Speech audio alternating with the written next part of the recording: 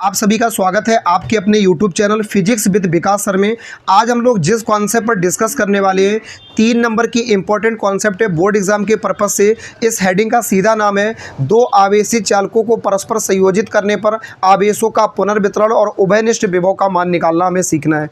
दो चालक हैं परस्पर एक दूसरे के समीप रखे हुए इस प्रकार से। हमने यहाँ ए और बी दो चालक मान लिए जो कि एक दूसरे के निकट है, और एक वर्ड यहाँ पे आ रहा है उभयनिष्ठ विभव। उभयनिष्ठ का मतलब होता है कॉमन, कॉमन मतलब जो दोनों में है, यानी दोनों के कारण हमें कुल विभव का मान निकालना है। एक ये कॉन्सेप्ट ज्ञात करनी है और दूसरी कॉन्सेप्ट हमें ज्ञात करनी है आवेशों का पुनर्वितरण। आवेशों का पुनर्वितरण तब होगा जब दोनों परस्पर चालक एक दूसरे से जुड़े हो। मान लो हमने दो लोहे की रॉड ले ली, एक ये और एक ये भी गर्म है और ये ठंडी रॉड है। अब हमें एक प्रश्न का उत्तर दो कि ये गर्म रॉड और ये ठंडी रॉड है, तो अब इसको और इसको जब दूर दूर रखी तब तो कोई बात नहीं, दोनों की एनर्जी अलग अलग है। लेकिन अगर इनको पास में जोड़ दिया गया तो क्या होगा? जो गर्म रॉड है वो अपनी ऊष्मा स्थानांतरित करना शुरू कर देगी, कहाँ? ठंडी रॉड की ओर। यही तो होगा। और इस गर्म रॉड की ऊष्मा इस ठंडी वाली रॉड में परस्पर आ जाएगी और सामान्यतः कुछ समय के पश्चात दोनों की ऊष्मा कैसी हो जाएगी? समान। कैसी हो जाएगी? समान। अब हम बेसिक कॉन्सेप्ट पर डिस्कस कर लेते हैं कि आपकी जो हेडिंग लिखी हुई है वो कॉमन सी हेडिंग है। दो आवेशित चालकों को परस्पर एक दूसरे के समीप लाने पर, दो आवेशित चालक हमने इस प्रकार से ए और बी बना लिए, एक दूसरे के समीप रखे हुए हैं, और समीप लाने पर सबसे पहले हमें निकालना है उभयनिष्ठ विभव। उभयनिष्ठ विभव हम तब निकालेंगे दोनों चालकों के कारण जब ये एक दूसरे से जुड़े हुए नहीं हैं। फिर क्या लिखा है? तथा आवेशों का पुनर्वितरण। आवेशों का पुनर्वितरण तभी होगा जब दोनों चालक एक दूसरे से जुड़े होंगे। हमने कुछ स्थितियां पहले मानी है। क्या माना है? माना कि दो चालक ए और बी हैं। देखो है ए और बी, जिसमें इसकी धारता को हम सपोज कर लेते हैं C1, तो बेटा इसकी धारता कितनी होगी? C2। इसका आवेश कितना है? Q1। इसका आवेश कितना है? Q2। इसका विभव कितना होगा? V1। इसका विभव कितना होगा? V2। बताओ, इतनी बातें समझ में आ गई? फिर से सुनो, आपने जो भाषा में लिखना है वो हम बता दे रहे हैं। माना कि दो चालक एक दूसरे के समीप ए और बी रखे हैं जिनकी धारता क्रमशः C1 और C2 है, जिन्हें Q1 और Q2 कूलाम का आवेश देने पर इनका विभव V1 और V2 हो जाता है। इतनी भाषा लिख ली। अतः अब हमें बेटा दो मान तलाशने हैं, एक उभयनिष्ठ विभव का और दोनों आवेशों का स्थानांतरण होने पर जो आवेशों के स्थानांतरण होने के पश्चात स्थिति आएगी उसका, यानी हमें दो मान तलाशने हैं। दोनों जुड़ेंगे वो बात अलग है, पहले हम निकालते हैं उभयनिष्ठ विभव। तो बेटा विभव निकालने के लिए आपको एक कॉमन सी कॉन्सेप्ट पता होनी चाहिए। वी व सी बराबर, इस चैप्टर में आपने एक फॉर्मूला पढ़ा है, क्यू बटे वी पढ़ा है। जब v का मान निकालेंगे c कहां आ जाएगा? बटे में, यानी v बराबर क्या हो गया? q बटे c। तो दोनों के लिए हमें आवेश अलग अलग पता होना चाहिए। दोनों की धारता तो पता है, इसकी धारता कितनी है? C1। इसकी धारता कितनी है? C2। अब कहोगे मास्टर आवेश भी पता है, इसका Q1 और इसका Q2। हमने कब मना किया? नहीं पता है। पता है, लेकिन अगर हम q बराबर लिखना चाहें, इधर देखो इधर देखो इधर देखो, अगर हम यहां से फॉर्मूला बनाना चाहें q बराबर, तो क्या बन जाएगा? cv। क्या बनेगा? सब भूल जाओ, भूल गए? अब मेरी बात सुनो, हम यहाँ फॉर्मूला लगा सकते हैं v बराबर q बटे c। हम दोनों के कारण विभव निकाल रहे हैं, तो दोनों के कारण विभव बराबर फॉर्मूला हो जाएगा उभयनिष्ठ विभव बराबर या कॉमन विभव बराबर फॉर्मूला हो जाएगा दोनों का आवेश बटे दोनों की धारता। यही तो होगा, यही होगा कि नहीं होगा? यानी कुल आवेश बटे कुल धारता। अब हम कुल आवेश और कुल धारता का मान पता कर लें। इसके लिए धारता C1 है और इसके लिए धारता C2 है। इसके लिए आवेश Q1 है और इसके लिए आवेश Q2 है। तो हम Q1 और Q2 के अगर मान निकाल सके तो निकाल लें, क्योंकि हम इसी फॉर्मूले को लिख सकते हैं Q बराबर CV। बताओ, लिख सकते हैं? जब Q Q1 होगा तो C क्या होगा? C1, और V क्या होगा? V1। जब Q Q2 होगा, C C2 होगा, V क्या होगा? V। तो यहीं पर हमने लिखा है प्रथम चालक पर आवेश। तो प्रथम चालक पर आवेश कितना है? Q1। Q बराबर होता है CV, तो Q1 बराबर हो गया C1 V1। द्वितीय चालक पर आवेश क्या हो जाएगा? Q2 बराबर C2 V2। इतनी बात क्लियर हो गई? हम यहाँ पे एक फॉर्मूला लिखेंगे, उभयनिष्ठ विभव बराबर हो जाएगा। एक्चुअली बेटा बात ये है कि विभव बराबर फॉर्मूला होता है q बटे c। जो यहाँ लिखा है हम बता देना चाहते हैं, आप कंफ्यूज मत होना। विभव बराबर फॉर्मूला होता है q बटे c। हम उभयनिष्ठ विभव निकाल रहे हैं, और उभयनिष्ठ का मतलब होता है कॉमन, जो दोनों पर है। किस पर है बेटा? दोनों पर है। तो दोनों पर जो विभव बराबर फॉर्मूला होगा आवेश बटे धारता। तो इसका भी आवेश और इसका भी आवेश, दोनों का आवेश लेना ना, तो इसका आवेश क्या है? Q1 और इसका आवेश क्या है? Q2। तो हम क्या लिख सकते हैं? कुल विभव बटे कुल धारता। कोई दिक्कत तो नहीं। यहाँ पे हम फाइनली लिख सकते हैं उभयनिष्ठ विभव बराबर कुल विभव कितना है बेटा? अरे ये हम उभयनिष्ठ विभव निकाल रहे हैं तो यहाँ पे कुल विभव नहीं आएगा, क्या आएगा? कुल आवेश। क्या आएगा बेटा? कुल आवेश कितना है? इस पर आवेश है Q1 और इस पर आवेश है, तो हम लिख सकते हैं Q1 प्लस Q2 बटे C1 प्लस, यही आंसर है मेरा, यही आंसर है। अगर हम लिखना चाहें तो Q1 का मान रखना चाहें कितना रख सकते हैं? C1 B1। Q2 का मान रखना चाहें तो कितना रख सकते हैं? C2 B2। बस बाकी आंसर यही है मेरा पर्याप्त। तो हम लिख देंगे उभयनिष्ठ विभव बराबर Q1 का मान कितना लिख सकते हैं? C1 B1 plus C2 B2 upon C1 plus C2। अब ये मत कह देना बेटा कि C1 C2 कट जाएंगे, C1 से C1 C2 से C2 ना, ये नीचे प्लस में और ये आपस में अलग अलग प्लस में। लॉजिक क्लियर है ना? फिर से मेरी बात सुनो। फाइनली मेरे पास उभयनिष्ठ विभव बराबर लिख सकते हैं कुल आवेश बटे कुल धारता। अगर केवल लिख दें कुल आवेश कितना है, इसका Q1 और इसका Q2, तो कुल आवेश कितना हो गया? Q1 plus Q2। और इसका कुल धारता कितनी हो जाएगी? C1 और इसकी C2, तो कुल धारता क्या हो गई? C1 plus C2। हम चाहें तो यही छोड़ सकते, यही मेरा आंसर है। लेकिन अगर हम यहाँ पे मान ज्ञात करके लिखना चाहें आवेश का, तो हम यहाँ से ऐसे लिख सकते हैं Q1 बराबर C1 B1 और Q2 बराबर C2 V2। इतनी बात क्लियर हो गई। एक मान निकला है उभयनिष्ठ विभव। अब हमें दूसरा मान क्या निकालना है? आवेशों का पुनर्वितरण। एक बात बताओ, आवेशों का पुनर्वितरण होगा कब? जब दो चालक हैं, एक दूसरे के पास हैं, तब तो हुआ नहीं। स्पर्श करेंगे तभी तो होगा। जब दोनों संयोजित होंगे एक दूसरे से तभी तो होगा। अगर दोनों चालक एक दूसरे से परस्पर जुड़ जाएं तो इस उच्च विभव से निम्न विभव की ओर आवेशों का पुनर्वितरण होगा, और तब तक होगा जब तक दोनों का विभव समान ना हो जाए। फिर से सुनो, बात को दोबारा सुनो। बात यह है कि दो अगर बिंदु हमने अलग अलग माने हैं और दोनों जगह ऊर्जाएं अलग अलग हैं, तो अगर दोनों एक दूसरे से परस्पर जोड़े जाएंगे तो तब तक दोनों की ऊर्जाएं इधर से उधर होती रहेंगी जब तक दोनों की ऊर्जा बराबर ना हो जाए। दो पानी की टंकी ले ली, एक ये लेवल पे भरी हुई है, एक इस लेवल पे भरी हुई है, यानी एक ज़्यादा भरी हुई है और एक कम भरी हुई है। अब दोनों एक लेवल से भरी हुई है और पाइप तक हमने इसको दोनों को कनेक्ट कर दिया, तो एक ऊंची वाली टंकी से नीची वाली टंकी में तब तक पानी जाता रहेगा जब तक दोनों की लेवल समान ना हो जाए। बताओ, लॉजिक क्लियर हुआ? यानी हम ये कहना चाहते हैं कि अभी दोनों का आवेश अलग अलग है, अभी दोनों का विभव अलग अलग है, लेकिन जैसे ही इनको आपस में एक दूसरे को कनेक्ट करेंगे, जैसे ही दोनों चालक एक दूसरे से जुड़ जाएंगे, तो इसका विभव जो Q1 था ये बदल जाएगा। कितना हो जाएगा पता नहीं।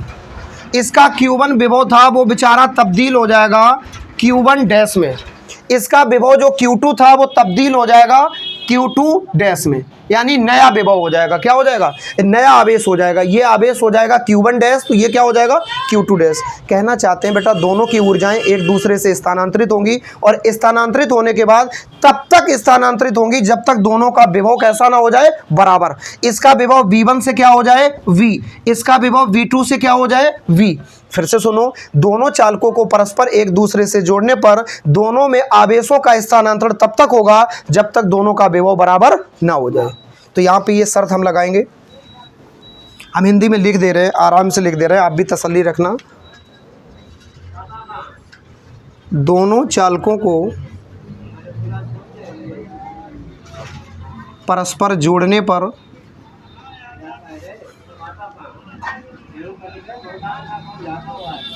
आवेशों का स्थानांतरण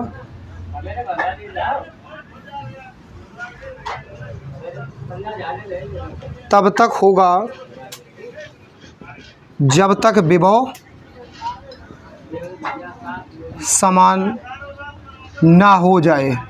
बात समझने की कोशिश करो, जो हम सिचुएशन समझाना चाहते हैं, अभी भी परेशान ना हो। मान लो इसके पास 20 कूलाम का आवेश है और इसके पास 25 कूलाम का आवेश है। बात समझ में आई? अब इसके पास ज़्यादा है और इसके पास आवेश कम है। जैसे ही दोनों को जोड़ेंगे, इन दोनों का आवेश एक दूसरे पर तब तक ट्रांसफ़र होगा जब तक दोनों की ऊर्जा क्या ना हो जाए? बराबर। समझ में आया? इसका भी आवेश इधर से इधर आएगा। अगर इसका 25 था तो 25 से कम होगा, इसका 20 था तो इसका 20 से बढ़ जाएगा। बात समझ में आई कि नहीं आई? और तब तक एक दूसरे के ऊपर जाएगा जब तक दोनों की ऊर्जा क्या ना हो जाए, बराबर। आवेश भी बेटा ऊर्जा है और विभव भी ऊर्जा है, बस रूप अलग अलग है। आवेश से ही विभव उत्पन्न होता है, आवेश से ही विभव बना है। उम्मीद करते हैं कि ये कॉन्सेप्ट आप समझ रहे होगे। तो फाइनली आपने बेटा फॉर्मूला पढ़ा है, Q बराबर क्या होता है, CV। क्या होता है? तो हम लिखेंगे, क्या लिख सकते हैं, Q बराबर आपने पढ़ा है बेटा CV होता है। जब पहले पर आवेश Q1 डैश है तो पहले की धारता कितनी है, C1, लेकिन विभव कितना रहेगा, V, क्योंकि विभव तो दोनों पे बराबर हो गया ना, आप जोड़ दिया। ऐसे दूसरे के लिए Q2 डैश बराबर लिखेंगे तो ये क्या हो जाएगा, C2V।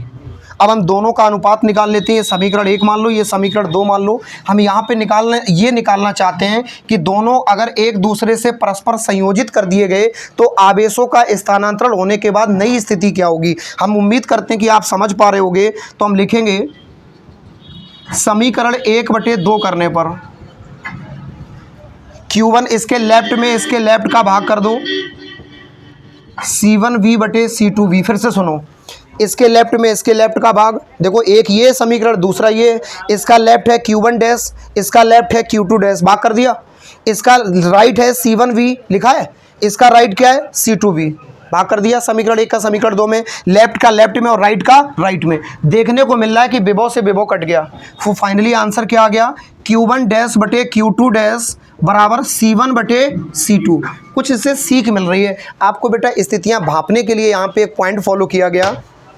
क्या पॉइंट फॉलो किया गया कि यदि दोनों चालक परस्पर एक दूसरे से संयोजित कर दिए जाते हैं, अगर दोनों चालक परस्पर एक दूसरे से जोड़ दिए जाते हैं, तो होता यह है कि दोनों के आवेशों का जो पुनर्वितरण होता है, जो आवेशों का स्थानांतरण होता है, उन आवेशों के स्थानांतरण का अनुपात उनकी धारताओं के अनुपात के बराबर होता है, अर्थात उनके विभव से कोई मतलब नहीं रहता है।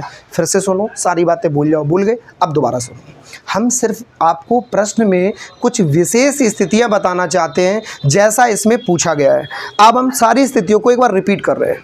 हेडिंग है, दो आवेशित चालकों को परस्पर एक दूसरे के समीप लाने पर उभयनिष्ठ विभव तथा आवेशों का पुनर्वितरण। हमें इस पूरे प्रश्न में दो मान ज्ञात करने हैं, एक उभयनिष्ठ विभव जिसको हम कॉमन विभव या कुल विभव कहते हैं। इस प्रश्न में हमें एक दूसरा मान ज्ञात करना है, आवेशों का पुनर्वितरण। यानी दो आवेशित चालक अगर एक दूसरे के संपर्क में आएंगे तो आवेश वो एक दूसरे पर ट्रांसफर करेंगे, क्योंकि आवेश क्या है, ऊर्जा। आवेश क्या है, ऊर्जा। जैसे एक बात सपोज करो, जब कभी मेरा एक हाथ जल जाता है तो हम, गरम एक हाथ हो गया, एकदम से जल जाते हैं, तो हम क्या करते हैं, दूसरे हाथ से इसको ऐसे ऐसे रब करने लगते हैं। इसके पीछे जेन्युइन रीजन है फिजिक्स का, कि इसकी हीट इसमें ट्रांसफ़र हो जाए और हमें दर्द कम हो। That is the basic concept. तो उसी तरह से हम दो मान कैसे ज्ञात करेंगे। सबसे पहले हमने मान लिया मेरे पास A और B दो चालक हैं, इसकी धारता C1 और इसकी धारता C2, इसका विभव V1 तो इसका विभव V2, इसका आवेश Q1 तो इसका आवेश Q2। ये पहली स्थिति हो गई। उभयनिष्ठ विभव निकालने के लिए फॉर्मूला क्या है, कुल आवेश बटे कुल धारता। इसका आवेश कितना है, Q1, इसका आवेश कितना है, Q2, तो कुल आवेश हो गया Q1 plus Q2।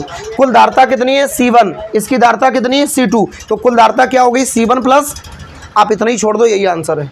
That's all, इतना छोड़ दो। लेकिन अगर रखना चाहो तो आवेश का मान क्या लिख सकते हो, C1 V1। अगर रखना चाहो तो क्या रख सकते हो, C2 V2। बात खत्म हो गई। कैसे रख सकते हो, Q बराबर फॉर्मूला होता है CV। पहली स्थिति में जब Q Q1 होगा तो C C1 होगा, V V1 होगा, क्योंकि दोनों का एक दूसरे से पहले कोई लेना ही देना नहीं था। दोनों अलग अलग रखे हैं, दूर दूर रखे हैं, एक दूसरे को छू ही नहीं रहे हैं। अच्छा, इसके बाद में क्या हुआ, फिर हम अगर उभयनिष्ठ विभव के बाद निकालते हैं कि दोनों को अगर परस्पर जोड़ दिया जाता है तो आपको मालूम होगा बेटा, दो आवेशित चालक है और परस्पर एक दूसरे से संयोजित कर दिए जाएंगे तो हम पहले भी बता चुके हैं, इनका आवेश एक दूसरे पर ट्रांसफ़र होना शुरू हो जाएगा और तब तक ट्रांसफ़र होगा जब तक दोनों का क्या बराबर ना हो जाए, विभव क्या बराबर ना हो जाए। यानी आवेश जाएगा एक दूसरे पे, लेकिन बराबर के तब तक जाता रहेगा जब तक दोनों का विभव बराबर ना हो जाए। याद रखो, आवेश भी ऊर्जा है, विभव भी ऊर्जा है, बस रूप अलग अलग है। आवेश से ही विभव उत्पन्न होता है। तो लॉजिक को समझ लो कि एक दूसरे पर आवेश तब तक जाएगा जब तक दोनों का विभव बराबर ना हो जाए। तो हमने वही फॉर्मूला, Q बराबर क्या होता है, CV। इधर Q बराबर क्या होता है बेटिया, Q बराबर होता है CV। यही तो पढ़ा है। जब Q Q1 होगा तो C हमारा बेटा क्या हो जाएगा, C1। लेकिन विभव क्या हो रहा है, समान। अच्छा, पहली स्थिति में हमारा Q Q1 था, तो इस वाले Q को हमने क्या मान लिया, Q1 डैश। धारता नहीं बदलेगी, धारता वही रहेगी, बस विभव हमारा क्या हो गया, विभव बदल जाएगा। विभव पहले कितना था, V1, बाद में कितना हो गया, V। जब Q Q2 डैश होगा तो C होगा, V हमारा क्या रहेगा, V। यानी दोनों ही स्थितियों में एक दूसरे पर जोड़ने पर एक ही स्थिति तो आ रही है, दोनों का विभव ही तो बराबर हो रहा है। तो फाइनली हम बस इतना कह रहे हैं कि दोनों का विभव बराबर हो जाएगा। तो यहाँ पर विभव V है, यहाँ पर विभव V है, इसका आवेश Q1 डैश है, इसका आवेश Q2 डैश है। इसको समीकरण 1 माना, इसको समीकरण 2 माना। समीकरण 1 में समीकरण 2 का भाग कर दिया तो Q1 डैश बटे Q2 डैश, यानी लेफ्ट का लेफ्ट में और राइट का राइट में, V से V कट गया। जो आंसर आया वो कह क्या रहा है, इसके नीचे एक लाइन लिखनी है कि दोनों चालकों को परस्पर एक दूसरे से संयोजित करने पर दोनों के आवेशों का अनुपात उनकी धारताओं के अनुपात के बराबर होता है। ये लाइन इसके नीचे आपको जरूर लिखनी है, याद रहेगी लाइन। दोनों को एक दूसरे पर जोड़ने पर उनके आवेशों का अनुपात उनकी धारताओं के अनुपात के बराबर होता है। उम्मीद करते हैं कॉन्सेप्ट क्लियर हो गई होगी। स्क्रीनशॉट लेने का मौका दे रहे हैं, चैनल को सब्सक्राइब करना और वीडियो को लाइक करना ना भूलें।